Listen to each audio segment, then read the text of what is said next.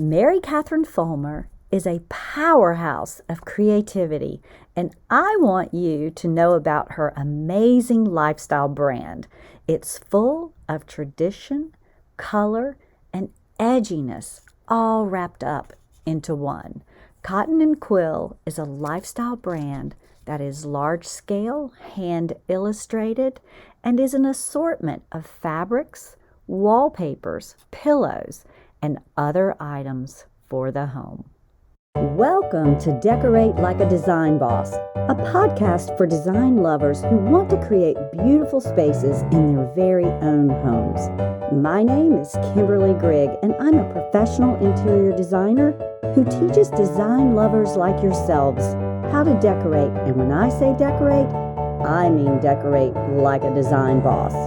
If you're ready to create a space that your family loves and your neighbors can't stop raving about, well, buckle up, honey, because it's time to design. Welcome, Mary Catherine. I am so glad that you're here. And just for the listeners, she has created this fabulous brand called Cotton Quill, and I can't wait to learn all about it. So before I do, I want to first share with the listener, especially the new listeners, what this podcast is all about. So I don't know, 5 or 6 years ago, I got this calling, that little tap on your shoulder, that basically said, you need to do more. Like I knew I had this gift of decorating, but I was suddenly called to share this gift and to share it in a bigger way, to share this knowledge that basically 29 years has awarded me, and to share it in a way that more people could benefit.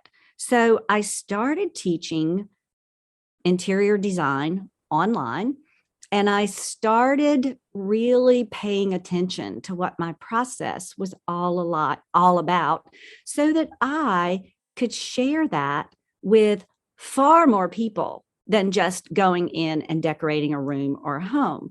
So that sort of landed me with not only a membership and not only selling classes online, but it also landed me right here on this podcast. And so as part of the podcast, some weeks I do solo episodes where I'm teaching a subject, and some weeks I bring in guests like I'm bringing in today, so that they can share their process with you, my listener and my design lover. So I got to tell you, I was at market, I don't know, several years ago. And I was a little market weary. I'd been walking around, been seeing the same old stuff year after year, market after market. And then I spotted this little diamond in the rough. And I thought, what is that beautiful booth over there? It's so filled with color. It's so fun looking. And I literally, just like a raccoon and a shiny object, I beelined, and the booth happened to be Mary Catherine's booth at High Point Furniture Market. And there started my love affair with Cotton Quill. So there you go, Mary Catherine. That's how I know you. Well, so glad that you found us at High Point. That's why we love doing it, is meeting all of the people, not just people like you, designers, but also meeting other creatives and other companies that we work a lot with. Actually, the paper behind you, I think we had in Kennyon's home showroom. So we, love working with other people. And so it's just been kind of sad that we've actually had to miss the past couple of years because of everything going on. But we have just, high risk people in the family. So we've just had to do that. And so we love at least being able to be here this way. Yes. And see everybody this way. And hopefully things will get back to normal soon. I sure hope so, because I do think, I try to look for the silver lining in things, and, it's not always easy to do, but with COVID, I think we have learned a lot about how to maneuver and still get our homes decorated in a beautiful way, and still have things in our life that is beautiful to us. And it's just a different way of I guess the product reaching the end consumer. And speaking of this mural that is behind me, and of course our listener can't see this unless they're watching this on YouTube, but I also loved this mural so much that it ended up in my back entry hall by my laundry room. And it just is, it's so happy to me. The colors are so beautiful. So I want everybody to know, first and foremost, like, tell us what all your brand is about, because I'm talking about murals and the listeners going, what are you talking about? So what does your brand encompass, Mary Catherine? So kind of, I started Cotton Quill a year after I got married and moved back to Birmingham. I graduated Auburn from industrial design, which is product design. There wasn't a huge market, to me, at least at the time, which was 10 years ago this year. Cotton Quill's Wow. 10 years old this year. A whole lot of design for that in Birmingham area, but I really wanted to still be able to be creative. And so my husband and family were very supportive. Everything kind of started out as really more product based versus yard, like textiles and wallpaper. That kind of came later, which is odd. I mean, it's kind of opposite. But so everything is hand illustrated. I hand illustrate all the designs. Or some of them come from paintings too that I've done, but I pull inspiration from a little bit of everything. I grew up going to the beach. I was fortunate enough to be able to do that. That was like a little second home. So my first collection was by the sea. So it was a very, now looking back, pretty simple, but a lot, actually it's funny because I've already had a few orders circle back on some of those first designs for the coast. So that's been real exciting and interesting, kind of, 10 years later to see those come back. But your work does have a timelessness about it, though. I mean, I feel that your work is very timeless. And so I could see people circling back around.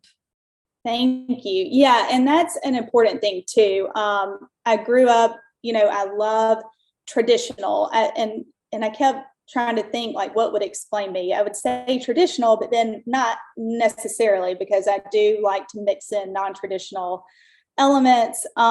So again, that kind of goes back to that design style. I was raised in Alabama, born and bred here.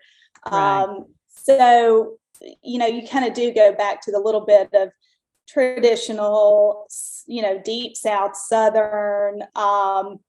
That's where a lot of my newer collections have come from, more botanical related, and which have really hit more of my home base here.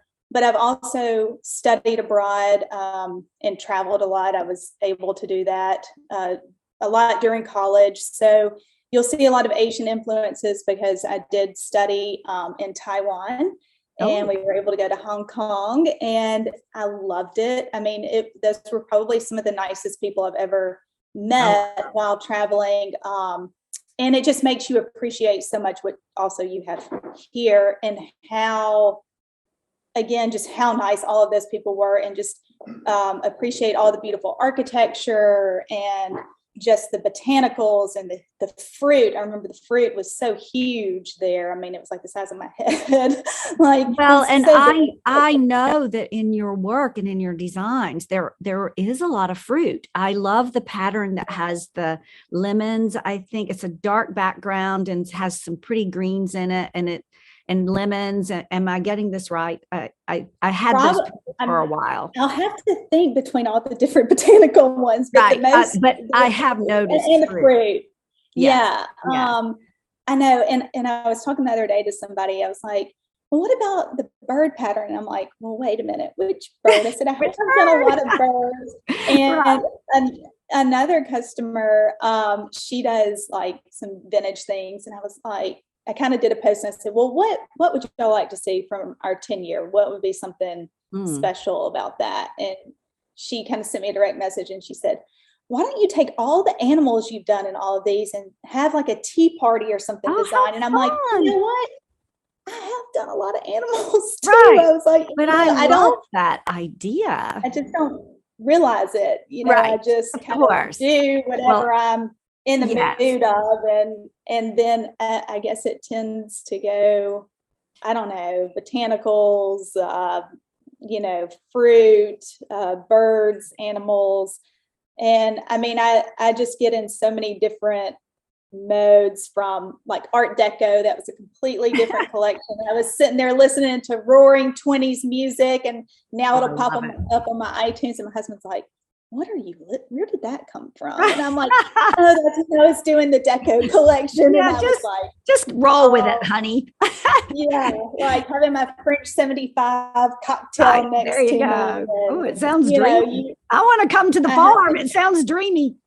Well, there you go. Right, it's a good spot for so just so the listener, since they can't see these gorgeous prints and things that you do, like I'll tell you how I describe it, and then I want you to tell me in your words how you describe it. So when I first came upon you at that market, I thought, Dorothy Draper meets glam, meets color, meets modern, all in this little space. And it all works together with an edge and kind of as if it's magical.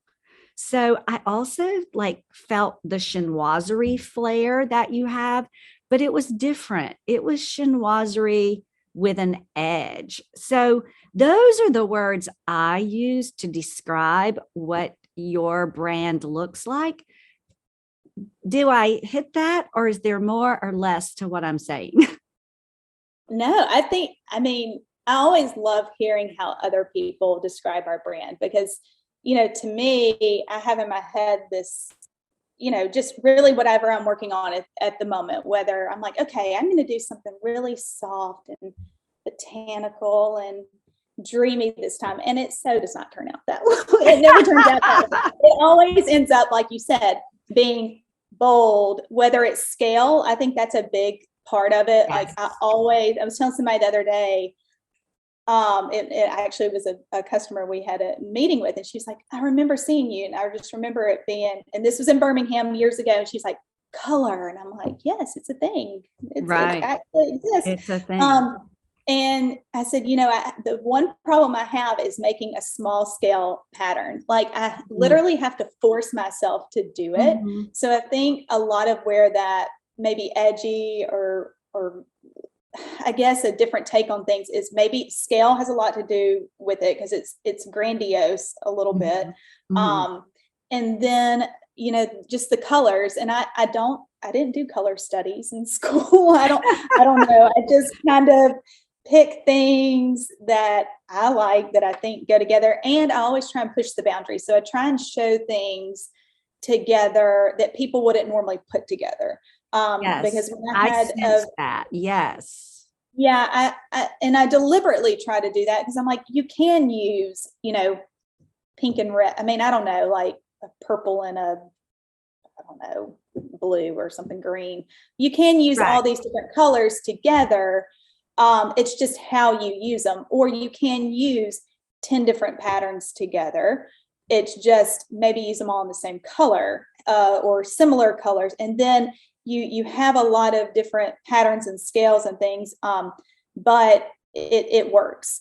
So, and again, what you said, I mean, that's a huge compliment, what you said about describing our brand. I guess as far as kind of the edgy too, maybe goes back, I love fashion. So a lot of things I pull kind of from that, like, what do you see? And especially at market, what do you see on the runway? What's going to catch somebody's attention right then? What is going to grab you? What's going to bring you in? What's what's going to be that statement piece in your house or that space, whether it's just a wall or a, like a powder bath, like it's a little jewel box, like somebody's going to go in and it's a way for you to express yourself, but it doesn't have to be splashed across your house. Sure. But it's that, one thing that just gets a conversation started. And I guess that's kind of just, I don't really know how to describe my style. I think you've done an amazing job with it, because, I see the color unfold. I see the boldness unfold, which says to me that you're confident. And I also see that you know when to stop. And so, because my listener is not necessarily a trained professional designer, but loves home and loves making their home all that it can be, and they soak up this information. So speak to them a little bit about, how do you know when it's gone too far? How do you know, especially when you're working in color, how do you know when enough is enough and when it remains that jewel box before it turns into a disaster? Do you know what I mean? Well, I guess when I start getting a headache. That's a good point. Yeah. And again, like I said, we're at the farm right now. So, I know people can't see, it is a lot of white in here right now. Yeah. But what you can't see is the big, bold green sofa to the right of me. I saw it on Instagram and I loved it. Like, what a bold statement. Right. So I'm like, okay, we're going to bring the outdoors in, and we're going to do just greens and naturals. Well, of course, no, that never truly fully works with me. I always have to have a pop.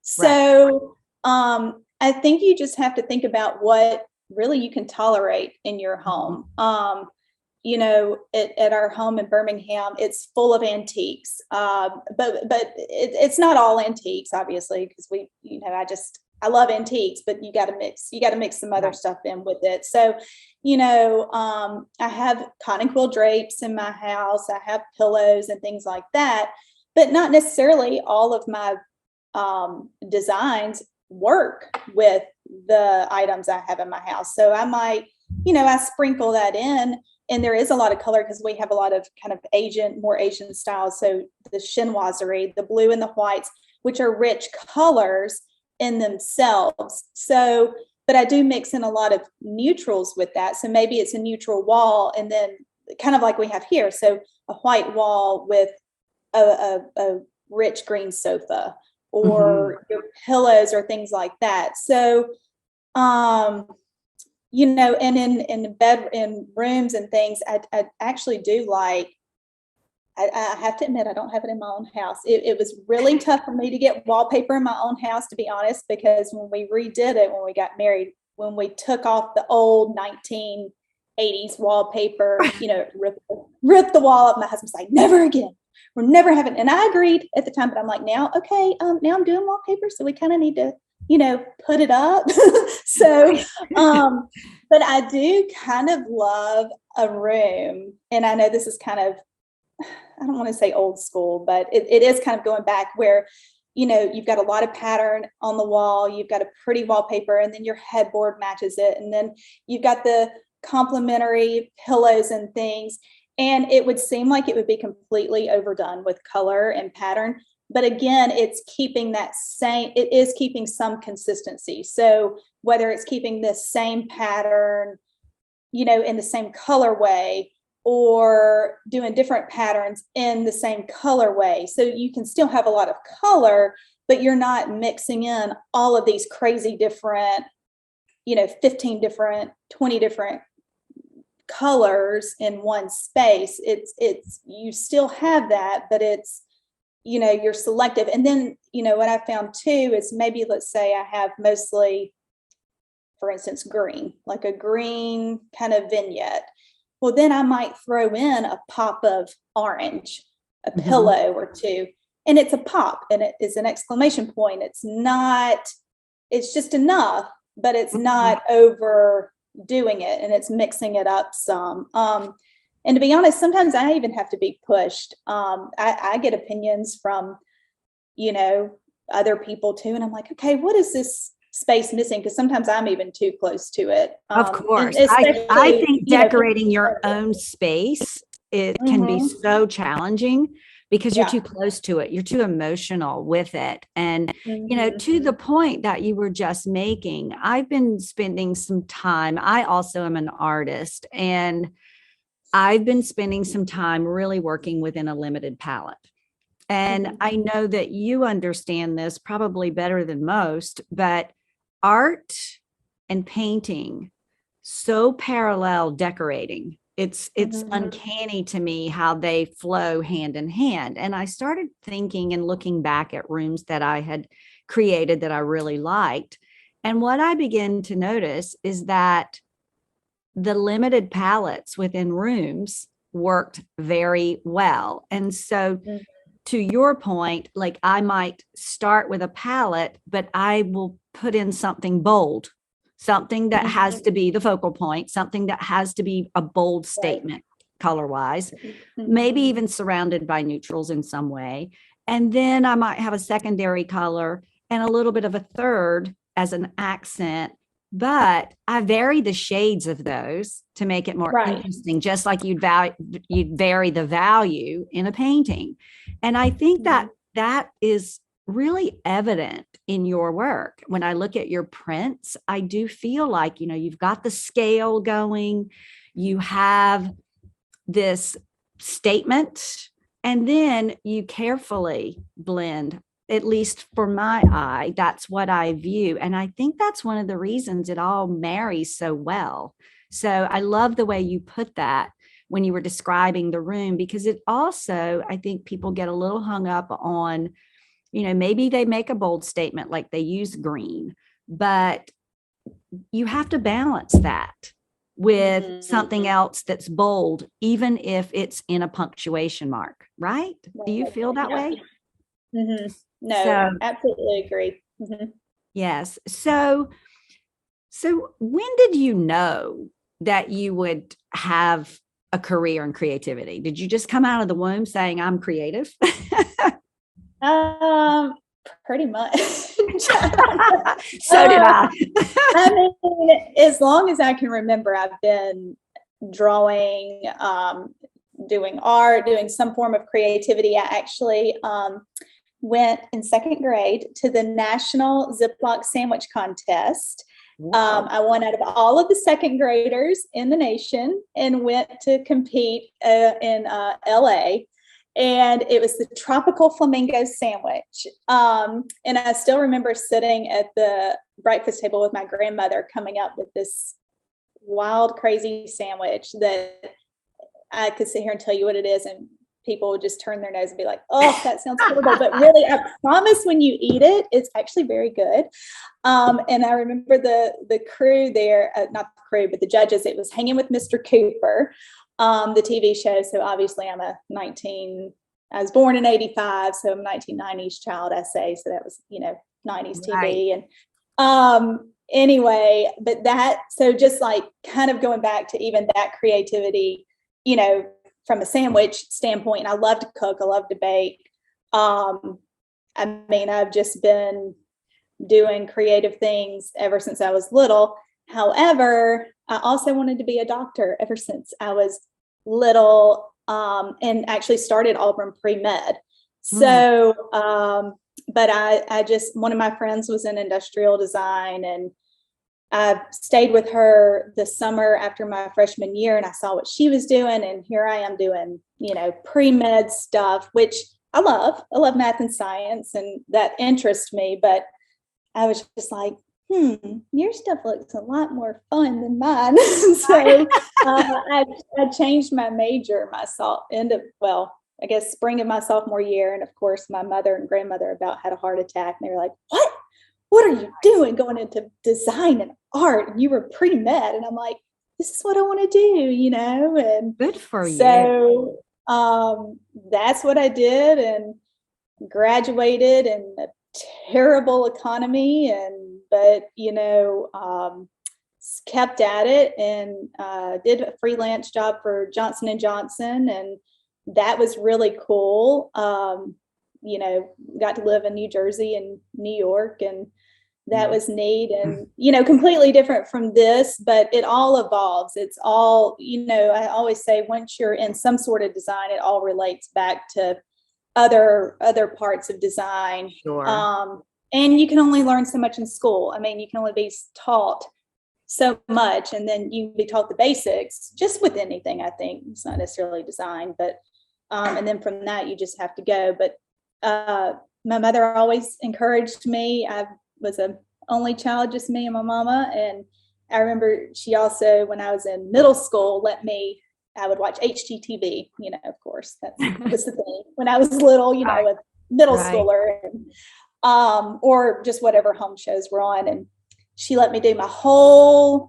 room, which was our computer hangout room. And I painted the walls and I'm sitting there thinking now, I'm like, oh, how horrible was that room? Like, I had pink and orange diamonds, and I had stripes, and I had polka dots, and I had my blow up lime green sofa from the limited, I think, which one of my friends burned a hole in. I made all these like tables. I mean, I did the whole room, and she just let me do it. I love it. I'm sitting there thinking now, I don't have any children, but I'm like, oh my gosh, if I did, I might be like, honey, why don't we do it this way, and instead of maybe this what you're doing, because that room probably would be a headache room for sure. But at the time, I loved it. It was great. It was awesome. I love that you were able to express that way. And I want to ask, like, you were obviously born with a creative spirit. And many are. And you also I'm surprised and amazed at how many creatives also have left brain, right brain. I do. And you do, obviously, especially if you were considering the pre-med route. But do you think that someone that thinks they don't have creativity, can they develop it? I think so, for sure. I mean, I think all you need is encouragement. And, if you've got somebody behind you, it's amazing, really, looking at, some people that haven't done anything creative really their whole lives. And then later on in life, when they're retired or say they're retiring, then all of a sudden they're like doing this completely different creative thing, whether, again, it's cooking. I mean, cooking is extremely creative, and baking, writing a book, doing art. And then all of a sudden it's like they have this whole second career at the end. And, I think it's just really interesting. And maybe it's because they thought all their life, oh, well, I've got to do, this to have a job or career. I can't do this other. I can't do creative. Or maybe they never had encouragement, and then when they did have a little encouragement or free time or something, then they just did it. And maybe it's something they always had and they just didn't know. I just think you have to have that certain outlet. Again, I don't really think it's something you can be taught necessarily. I think you just either have it or you don't. Like, I mean, I can't sing. Or I don't. I mean, I can sing okay, but I'm not going to get out on stage. Well, and maybe it's a practice. I know when I look back on when I first began painting, I look at some of those paintings compared to some things I do today, and it's night and day. It's just like yoga. When I go to yoga, when I started yoga, I fell over almost every pose. And now, I can hold some of them for a while. And I try to encourage my students to, if you love design, and if you wouldn't be here if you didn't, but if you love design and you want your home to be beautiful and you want it to resonate with you, then you're not going to just run to Home Goods and buy a bunch of stuff and it's all going to go together seamlessly because you took a class or because you were sort of interested. I mean, I know I have made tons of mistakes in my design work over the years that I've learned from, but I kind of had to make some ugly to make some good. And same thing with paintings. I've got tons of paintings that really are going to hit the garbage can or should have or already have. And not everything turns out great. Even today, after 30 years of doing this, there's some rooms that don't turn out great. I'm thinking you probably have similar stories and similar things have happened. Hey, well, you've got to learn from making mistakes, obviously. You've got to have those to learn from. And all those paintings and drawings you say need to be thrown away, don't throw them away. Don't throw them away. Keep them. I know I have some ugly ones too. Or just when I'm out of practice, when I haven't done it, in a while or drawn a particular, like I used to do a lot of nudes and I got really good at doing nudes because I did them so much. And then I tried to do one, I guess, I don't know, not crazy long ago. Well, a little while ago. And I just was out of practice and I was doing it. I was like, all right. And I was like, ugh. I was like, this is not like anything like these other ones. These others are so good. And this one is terrible, but I didn't throw it away. And, I saved it. But again, it could be a jumping off point too. If you see that, okay, well, I was almost there. And sometimes, again, like when I think a design or something's horrible, if I just put it away, even if it's for a year, 2 years, 3 years, I'll come back to it and look at it and try it again. Then I have a fresh eye on it. Mm-hmm. And it ends up being one of my most popular designs. Like my faux bois design, I did a couple of years ago. I really had done that a long time ago. Like about the beginning of Cotton Quill, my husband's always like, do some sort of like cool wood grain. Cause he was looking at the surfboards, I think, like in Southern coastal living maybe. And he's like, oh, look at this cool design of this wood. And I'm like, I don't know about that. Yeah. Okay. That seems cool. So I did it and then I just wasn't sold on it. And then, so I filed it away and then I came back to it and did it. And it's been one of my most popular patterns. But again, it's just sometimes putting it away and then pulling it back out when it's the right time for it too. So don't throw them away. So, keep all that stuff. Somebody might really think it's great one day. My children when I'm gone. So Mary Catherine, tell me within the brand, like what all are people able to purchase from your brand? I mean, I know you do wallpaper, and cut yardage. So tell us a little bit about what all is offered within the brand. Help us understand that a little better. Well, I mean, we do a little bit of everything, but in one of my goals, especially really starting before COVID, but I've focused more on it with COVID, I guess, happening, is expanding the brand into other products, not just fabric and wallpaper, because let's face it, you don't always need to wallpaper, a room. Or you might not need a ton of yardage of fabric for drapes or whatever. We do have a full workroom in the Birmingham area, so we do pillows, drapes, bedding, table skirts, pretty much any soft good you can think of. Okay. Don't do upholstery. I've not gotten to that yet. I've not done any licensing for that. So we don't do that. You can certainly use our stuff for upholstery if you have your own person to do it, but that's not something that we do.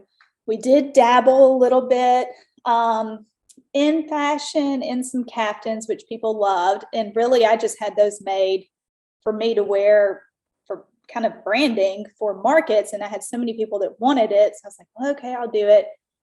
Look, if somebody out there wants to collaborate with us to do that, and that's what you do, then great. That I can go ahead and tell you it would be popular because I have people asking all the time. But for me to try and handle that, on top of everything else that I'm doing, it's just not practical.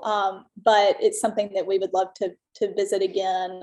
We've done some licensing things with Holly Stewart Home. We've done some double-sided placemats with her, and coasters, things like that. So that's a way for our some of our designs to be on other products that, these, like Holly Stewart Home, that's what they do. So that's an extension of the brand. Jay's Studio, we just did a whole collaboration with them. They launched, I think, 4 different patterns at Spring Market. They did pajamas and trays and cash pose and ginger jars and dinner napkins and egg napkin rings. So that's kind of another extension. That's what they do. But it's using our, brand, our designs. Sure. We do leggings. We've done a little bit of everything. And what we kind of want people to take away, or what Cotton Quill to ultimately be, is a lifestyle brand. So we want you to be able to use it in your home and use it in your lifestyle across the board, where it's not necessarily, just fabric and wallpaper, but, we create an entire lifestyle look. And that's what I always try to do too through my showrooms. Not just have a wall of just fabric swatches. I always wanted it to be more of, okay, how can you use and how will you use all these different patterns and colors in your home and in your lifestyle? So that's kind of where we've gone. So how does the consumer, like my listener, how do they access purchasing some of your designs? Do they go through Jay's Studio? Do they go direct to Cotton? How does that work? Most of our things are on our website, so cottonquill.com. A lot of times we'll tag things through Instagram, because Instagram's a great place just to see kind of those lifestyle things and see how things are used. So we try and tag and circle back to our Instagram that way. Holly Stewart Home or Jay's, I believe Jay's has a website, so you could purchase. So things I buy a lot of Jay's. Yeah, I use a lot of Jay's Studios. In fact, they would be probably great for your caftan. If they're manufacturing PJs, they could probably do the other as well. Anyway, sidebar. So most of the people we work with, they have their own websites. Holly Stewart Home, those placemats, they're available on our website. Jay's, all of that is set, I think, for spring. So that technically we're still in the process of getting all of that available where that can be ordered.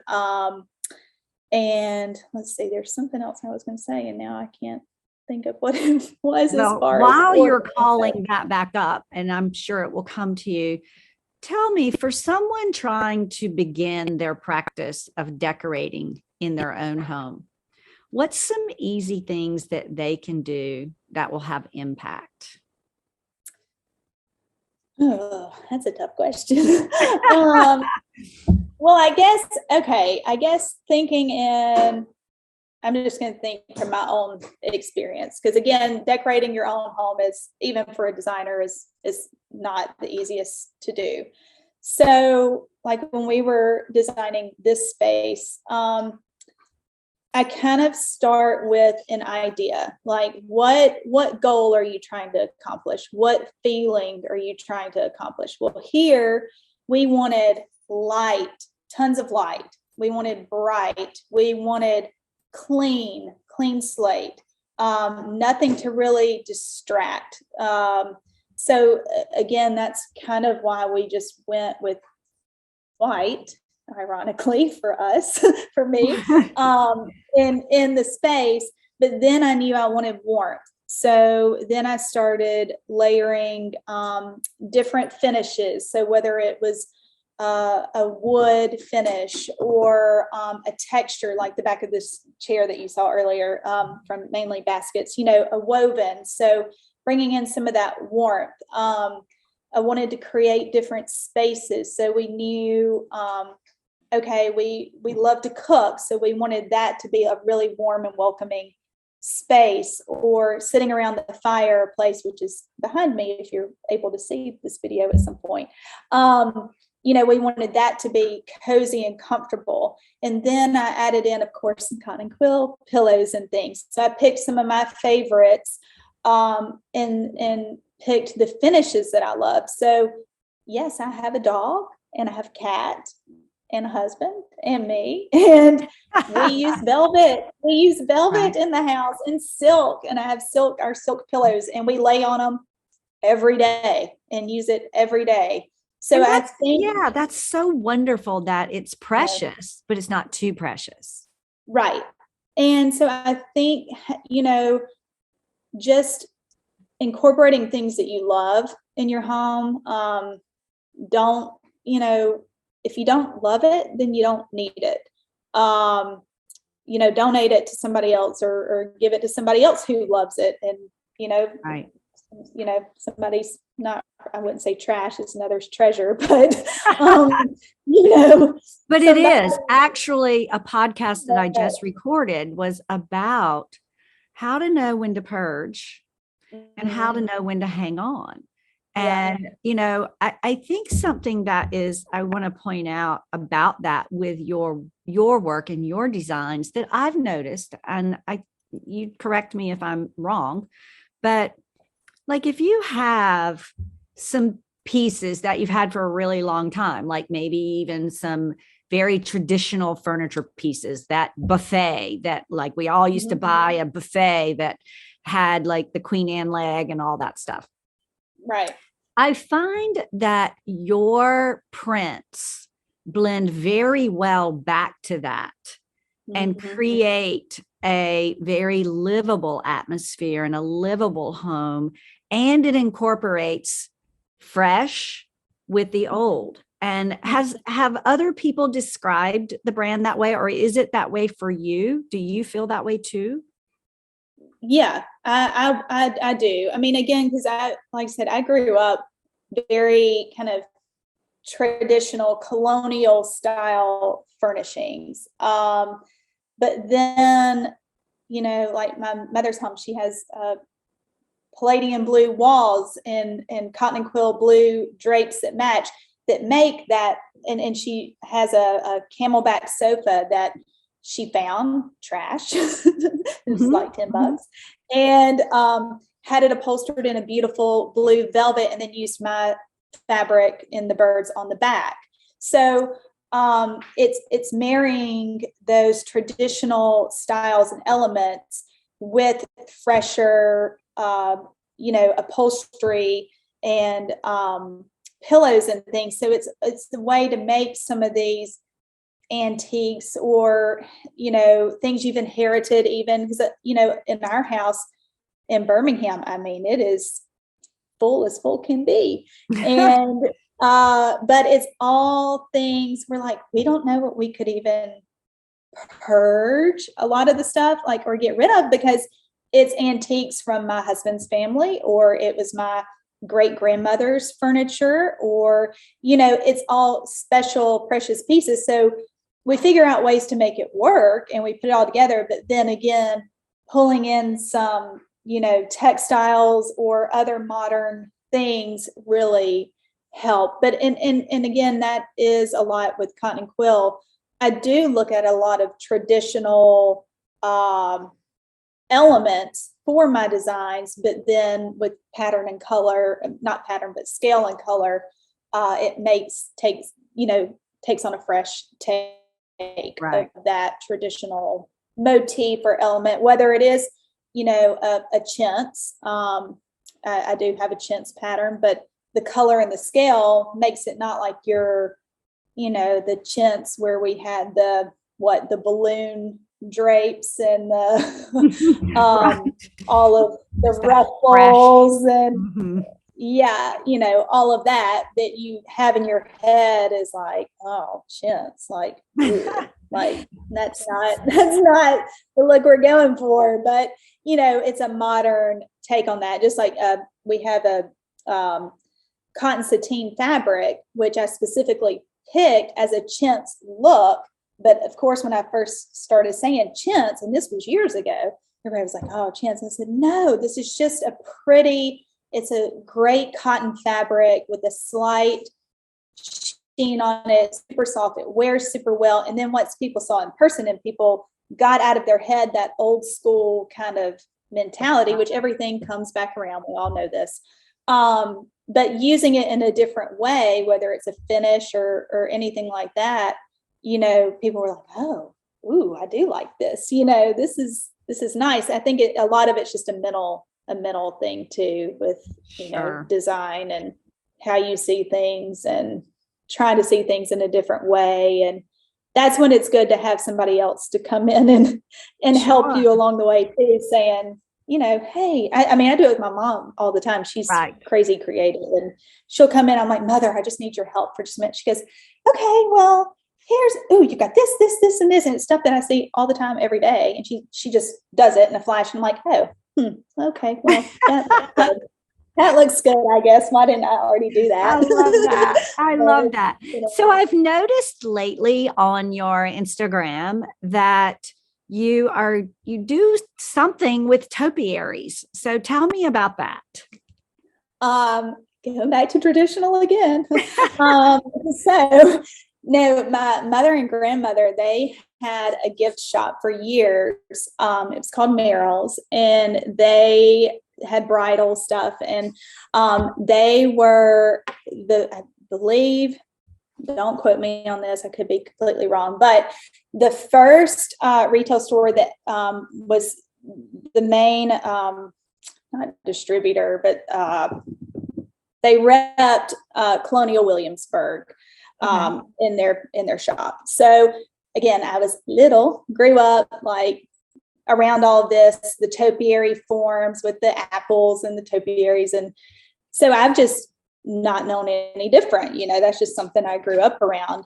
And so at Market, we started doing a few. We were like, oh, well, let's go. Because my mother did a hand painted floor cloth, which kind of goes back to that Colonial Williamsburg. She's like, I'm going to do it. And it was this crazy bold space. I think it was the Market before you found me. Like wild, people say Gucci looking, completely different from what I normally do. But we had this floor cloth. So it's like, wait, what? And, but I think we did a topiary then. And, a lot of people, they were like, oh my gosh, I remember these. Like it brought back this sense of nostalgia. And so we did it at the next Market, because we always try and do like an event, some sort of, again, this is more of a lifestyle brand, entertaining and all. So we did another topiary. People were like, oh my gosh, I remember doing these with my mother. I remember doing these growing up. Where do you get the forms? Well, you can't get them anymore. I mean, they're completely, unless you might find one on eBay. So for years we were like, all right, well, how can we, do some of these? And we were just doing them from ones that were 20, 30 years old. And so I've finally got in touch with my shop guy from Auburn. I was like, why did I not ask him before? Like, he's great. He does this. And so I was like, okay, well, this is kind of what I want. And then I want it painted a certain, a traditional, but not traditional blue color, like our own take on it. I did a felted bottom on it, similar to one of our favorite brands, Dunes and Duchess. They were nice enough to share with me their source for their pretty felt bottoms. It's just a nice finishing touch. And so then we started, selling the topiary forms and getting people involved in, we would do the tutorials, and people just loved it. And it was something that, again, a creative thing that they could do. And they're like, well, I don't know if I can do this. And I'm like, it's not hard. Like, look, I said, half the time, I don't know if I can do it either. My mother makes it look super easy. And I'm sitting there on the phone with her. I'm like, how did you put this apple on here again? Like, how did you do these? Because yours looks a lot better than mine does. But it's just, you just play with it, and there's so many different things you can do. Oh, how fun. So you can buy the forms from you, and then you can play with them. This is wonderful for Easter. Like I'm thinking of Easter and how much fun it would be to have topiaries on my table for Easter dinner. How cool is that? They're just a lot of, I mean, it's just a lot of fun. You can and put it's them in traditional. containers. I love kind of the traditional aspect. Like, I think that would be something really fun to do with my granddaughter. And let's just build a topiary and like have fun with it. And of course, she probably will want to make the whole thing out of candy, but okay, that's fine. Hey, we did sugared fruit, which is very messy, by the way. But we did it. It's on our Instagram for for Christmas, and then we did gumdrop garland on it. Oh, how fun! How beautiful! So there you go.